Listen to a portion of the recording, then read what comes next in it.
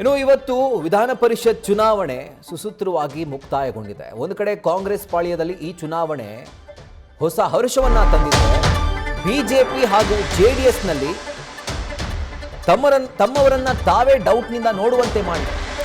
ಒಂದು ರೀತಿ ಬಿರುಗಾಳಿಯನ್ನ ಸೃಷ್ಟಿ ಮಾಡಿದೆ ಬಿಜೆಪಿಯಲ್ಲಿ ಒಂದು ಪರಿಷತ್ ಚುನಾವಣೆಯ ರಿಸಲ್ಟ್.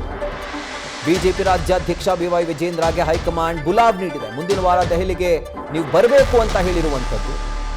ಯಾಕೆ ಅಂತಂದ್ರೆ ಪರಿಷತ್ ಚುನಾವಣೆಯಲ್ಲಿ ಖುದ್ದಾಗಿ ವಿಪಕ್ಷ ನಾಯಕ ಜೊತೆಗೆ ಬಿಜೆಪಿ ರಾಜ್ಯಾಧ್ಯಕ್ಷರು ಇಬ್ರು ಕೂಡ ಹೇಳಿರೋ ಹಾಗೆ ಬಿಜೆಪಿಯ ಶಾಸಕರೇ ಅಡ್ಡ ಮತದಾನ ಮಾಡಿದ್ದಾರೆ. ಇದರ ಬೆನ್ನಲ್ಲೇ ಹೈಕಮಾಂಡ್ ನಾಯಕರೊಟ್ಟಿಗೆ ವಿಜೇಂದ್ರ ಅವರು ಮಾತನಾಡಿದ್ರು. ಸುಮಾರು 10 ರಿಂದ 15 ನಿಮಿಷಗಳ ಕಾಲ ವಿಧಾನಸೌಧದಲ್ಲೇ ಅವರು ಮಾತನಾಡಿದ್ದಾರೆ ಹೈಕಮಾಂಡ್ ನಾಯಕರೊಟ್ಟಿಗೆ. ಈ ವೇಳೆ ಕಂಪ್ಲೀಟ್ ಮಾಹಿತಿಯನ್ನ ಹೈಕಮಾಂಡ್ಗೆ BY ವಿಜೇಂದ್ರ ನೀಡಿದ್ದಾರೆ. ಹೀಗಾಗಿ ಮುಂದಿನ ವಾರ ನೀವು ದೆಹಲಿಗೆ ಬನ್ನಿ ಎನ್ನುವಂಥ ಬುಲಾವನ್ನ ಹೈಕಮಾಂಡ್ ನಾಯಕರು ಈಗ ಬಿಜೆಪಿ ರಾಜ್ಯಾಧ್ಯಕ್ಷ BY ವಿಜೇಂದ್ರ ಅವರಿಗೆ ಕೊಟ್ಟಿದೆ. ಸೊ ಬಿಜೆಪಿಯಲ್ಲಿ ಬಿರುಗಾಳಿ ಎಬ್ಬಿಸುವಂಥ ಸೂಚನೆ ಕೊಡ್ತಾ ಇದೆ ಪರಿಷತ್ನ ರಿಸಲ್ಟ್. ಯಾಕಂದ್ರೆ ಈ ಥರದ ಒಂದು ಪರಿಸ್ಥಿತಿಯನ್ನ ಬೇರೆ ಬೇರೆ ರಾಜ್ಯಗಳಲ್ಲಿ ಉಲ್ಟಾ ನೋಡಿದೀವಿ ನಾವು. ಬೇರೆ ಪಕ್ಷದ ಶಾಸಕರು ಬಿಜೆಪಿ ಪರವಾಗಿ ಮತ ಹಾಕಿರುವಂಥದ್ದು, ಅವರ ಪಕ್ಷಕ್ಕೆ ಅಡ್ಡ ಮತದಾನದ ಭೀತಿ ಕಾಡ್ತಾ ಇತ್ತು. ಆದರೆ ಇಲ್ಲಿ ಸೀನೆ ಉಲ್ಟಾ, ಬಿಜೆಪಿಯ ಶಾಸಕರೇ ಕಾಂಗ್ರೆಸ್ಗೆ ಅಡ್ಡ ಮತದಾನ ಮಾಡಿದ್ದಾರೆ. ಸೊ ಹೀಗಾಗಿ ಎಲ್ಲೋ ಒಂದು ಕಡೆ ದೋಸ್ತಿ ನಾಯಕರ ಲೆಕ್ಕಾಚಾರ ಇವತ್ತು ಬುಡಮೇಲಾಗಿತ್ತು. ಆ್ಯಂಡ್ ಗಮನಿಸ್ತಾ ಇದ್ದೀರಿ, ಸುದೀರ್ಘವಾದಂತಹ ಸಮಾಲೋಚನೆಯಲ್ಲಿ ಬಿಜೆಪಿ ರಾಜ್ಯಾಧ್ಯಕ್ಷ BY ವಿಜೇಂದ್ರ ಇವತ್ತು ತೊಡಗಿದ್ರು. ರಿಸಲ್ಟ್ ಅನೌನ್ಸ್ ಆದ ನಂತರ ಒಂದು ಕಡೆ ಕೊಠಡಿಯಲ್ಲಿ ವಿಶೇಷವಾದಂತಹ ತುರ್ತು ಸಭೆಯನ್ನ ಮಾಡಿದ್ರು. ವಿಪಕ್ಷ ನಾಯಕರಿದ್ದರು, ಬಿಜೆಪಿ ರಾಜ್ಯಾಧ್ಯಕ್ಷರಿದ್ದರು, ಪರಿಷತ್ ವಿಪಕ್ಷ ನಾಯಕರಿದ್ದರು, ಮುಂತಾದ ಹಿರಿಯ ನಾಯಕರಿದ್ದರು. ಇದಾದ ನಂತರ ಹೈಕಮಾಂಡ್ ನಾಯಕರೊಟ್ಟಿಗೆ ದೂರವಾಣಿ ಕರೆ ಮೂಲಕ ಸುಮಾರು 10 ರಿಂದ 15 ನಿಮಿಷಗಳ ಕಾಲ ಮಾತನಾಡಿದ್ದಾರೆ. ಇದರ ಕುರಿತಾಗಿ ಡೀಟೇಲ್ಸ್ ಅನ್ನ ಕೊಡ್ತಾ ಹೋಗ್ತಾರೆ ನಮ್ಮ ಸೀನಿಯರ್ ಪೊಲಿಟಿಕಲ್ ಕರೆಸ್ಪಾಂಡೆಂಟ್ ಮಧುಸೂದನ್. ಈಗ ಫೋನ್ ಮುಖಾಂತರ ಜಾಯಿನ್ ಆಗಿದ್ದಾರೆ.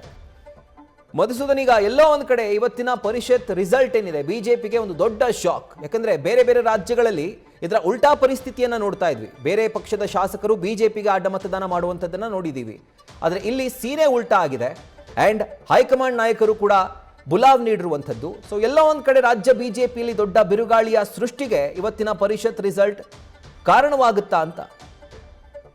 ರಾಹುಲ್, ಬಿರುಗಾಳಿ ಅನ್ನೋದಕ್ಕಿಂತ ಹೆಚ್ಚಿಗೆ ಯಾವ ಅಭಿವೃದ್ಧಿ ಕೆಲಸಗಳು ಬಿಜೆಪಿ ಪಕ್ಷದ ಒಳಗಡೆ ಆಗ್ತಾ ಇದೆ, ಯಾವ ಡೆವಲಪ್ಮೆಂಟ್ಸ್ ಅಂದ್ರೆ ಚಟುವಟಿಕೆಗಳು, ರಾಜಕೀಯ ಚಟುವಟಿಕೆಗಳು ಯಾವ ರೀತಿ ನಡೀತಾ ಇದೆ ಅನ್ನೋ ಒಂದು ವಿಷಯಕ್ಕೆ ಸಂಬಂಧಪಟ್ಟಂತೆ ಈಗ ಚರ್ಚೆ ಆಗಬೇಕಾಗಿರೋದು ಅನಿವಾರ್ಯ ಇದೆ.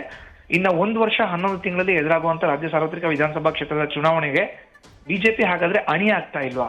ರಾಜ್ಯ ಬಿಜೆಪಿ ಘಟಕ ಅದಕ್ಕೆ ಬೇಕಾದಂತ ಸಕಲ ರೀತಿಯ ವ್ಯವಸ್ಥೆಗಳನ್ನ ಮಾಡ್ಕೊಳ್ತಾ ಇಲ್ವಾ? ಇವತ್ತು ಚುನಾವಣೆಯಲ್ಲಿ ಅಡ್ಡ ಮತದಾನ ಆಗತ್ತೆ ಅಂತ ಹೇಳಿದ್ರೆ ಬಿಜೆಪಿಯ ಶಾಸಕರು ಶಾಸಕಾಂಗ ಪಕ್ಷದ ನಾಯಕನ ಮಾತನ್ನ ಕೇಳ್ತಾ ಇಲ್ವಾ? ಶಾಸಕಾಂಗ ಪಕ್ಷದ ನಾಯಕರನ್ನ ಬದಲಾವಣೆ ಮಾಡ್ಬೇಕಾ? ರಾಜ್ಯಾಧ್ಯಕ್ಷರ ಹಿಡಿತದಲ್ಲಿ ರಾಜ್ಯ ಬಿಜೆಪಿ ಘಟಕ ಇಲ್ವಾ? ಈ ರೀತಿಯಾದಂತ ಪ್ರಶ್ನೆಗಳು ಸಂಘಟನಾತ್ಮಕವಾಗಿ ಜೊತೆಗೆ ಆಡಳಿತಾತ್ಮಕವಾಗಿ ಏನು ಸರ್ಜರಿಗಳನ್ನ ಮಾಡಬೇಕೋ ಅದಕ್ಕೆ ಇದು ಸೂಕ್ತ ಸಮಯ ಅನ್ನೋದನ್ನ ಇವತ್ತು ಆಗಿರೋ ಅಂತ ಅಡ್ಡ ಮತದಾನ ಅಸೂಕ್ತತೆ ಅಂತ ಹೇಳಿದ್ರೆ ತಪ್ಪಾಗಲ್ಲ. ಇದರ ಮುಂದುವರೆದ ಭಾಗವಾಗಿ ದೆಹಲಿಗೆ ಬಿಜೆಪಿ ರಾಜ್ಯಾಧ್ಯಕ್ಷ BY ವಿಜೇಂದ್ರ ಅವರಿಗೆ ಬುಲಾವ್ ಬಂದಿದೆ ಅಡ್ಡ ಮತದಾನದ ವಿಚಾರಕ್ಕೆ ಸಂಬಂಧಪಟ್ಟಂತ ಹಿನ್ನೆಲೆಯಲ್ಲೇ.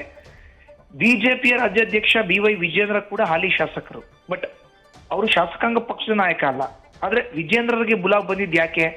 ಒಬ್ಬ ಯಂಗ್ಸ್ಟರ್ನ ನಂಬಿ ನಾವು ರಾಜ್ಯ ಬಿಜೆಪಿ ಘಟಕವನ್ನ ಅವ್ರ ಕೈನಲ್ಲಿ ಇಟ್ಟಿದೀವಿ, ಏನ್ ಆಗ್ತಾ ಇದೆ ಪಕ್ಷದೊಳಗಡೆ ತಿಳ್ಕೋಬೇಕು ಅನ್ನೋ ನಿಟ್ಟಿನಲ್ಲಿ BY ವಿಜೇಂದ್ರಗೆ ಬುಲಾವ್ ಬಂದಿದೆ ಅಂತ ಹೇಳಲಾಗ್ತಾ ಇದೆ. ದೂರವಾಣಿಯಲ್ಲಿ ಮಾಹಿತಿಯನ್ನು ನೀಡೋದು ಬೇಡ, ಎದುರುಗಡೆ ಬನ್ನಿ, ಫೇಸ್ ಟು ಫೇಸ್ ಮಾತಾಡೋಣ ಅನ್ನೋ ಒಂದು ಆಹ್ವಾನವನ್ನ ಬಿಜೆಪಿ ಹೈಕಮಾಂಡ್ ನಾಯಕರು ಕೊಟ್ಟಿದ್ದಾರೆ.